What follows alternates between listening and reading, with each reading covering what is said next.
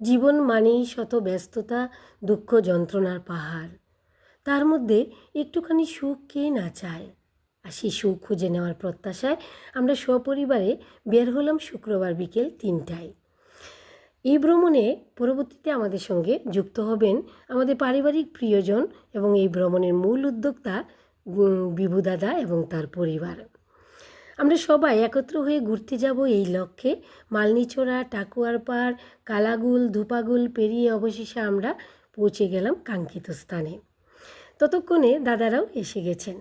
যথারীতি নৌকা প্রতি ১১০০ টাকা ভাড়া করে আমরা রওনা হলাম অজানাকে জানার কৌতূহল নিয়ে।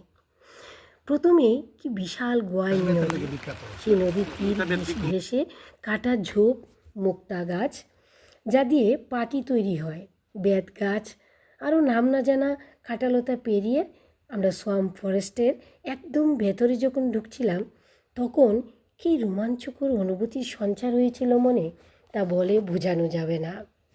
মনে হয়েছিল আমার মতো আর সুখী কি কেউ আছে।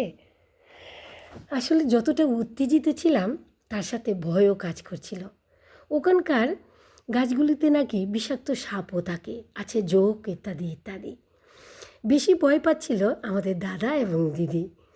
রাতালগুল ফরেস্টের একেবারে ভেতরের জায়গাটা ছিল খুবই নীরব এবং আবছা ছায়ায় ঘেরা।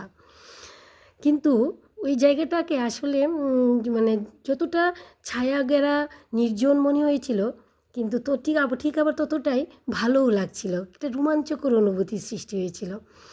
আর অনেক পর্যটক থাকাতে আমার এতটা ভয় লাগেনি আসলে। আর সেই কিছু দূর থেকে অন্য নৌকা থেকে গানের গলাও ভেসে আসছিল, বকুল ফুল সোনা দিয়া হাত কেন বান্ধাইলি। আমরাও তাদের সাথে সুর মেলালাম। কিছু দূর যেতেই হঠাৎ করেই ঝুম বৃষ্টি পড়তে আরম্ভ করলো। এমন ঘন নির্জন সাপোৎসংকুল পরিবেশে প্রিয়জনদের সাথে বৃষ্টি ভেজা এ যেন এক আনন্দের ঝর্ণাধারা। বন্নিমা, সনেট, মেধা ওরাও ভীষণ আনন্দ করছিল। আমাদের দাদা নিয়েছিলেন অনেক রকমের শুকনো খাবার খেতে খেতে কখন যে ১ ঘন্টা সময় পার হয়ে গেল টেরই পেলাম না। আসলে আনন্দের সময়গুলো খুবই অল্প হয়। অবশেষে জুবজুবে ভিজে নিয়ে আমরা তীরে এসে পৌঁছলাম, আর সবার মনের ভয়ও প্রশমিত হলো।